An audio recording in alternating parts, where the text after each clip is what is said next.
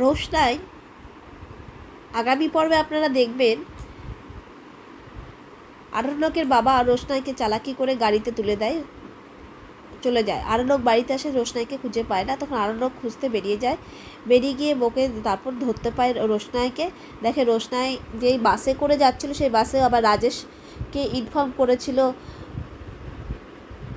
রোশনাইয়ের মাসি। তো রাজেশ গিয়ে বসেছিল রোশনাইয়ের পাশে এবং রোশনাইকে ধমকিয়েছিল যদি আরণ্যক আসে তাহলে যেন বলে ও ওর সাথে যাবে, না হলে ওকে গুলি করে দেবে। তারপরে আরণ্যক যখন এসে পৌঁছয় রোশনাইয়ের কাছে, রোশনাইকে বলে চলো আমার সাথে। রোশনাই কিছুতেই রাজি হতে চায় না। তখন আশেপাশের লোকজন জড়ো হয়ে যায় এবং সবাই জিজ্ঞাসা করতে থাকে আপনি কে বলুন। রোশনাইকে বলে আপনার স্বামী কে, রাজেশ না আরণ্যক। তো রোশনাই কিছুই বলে না।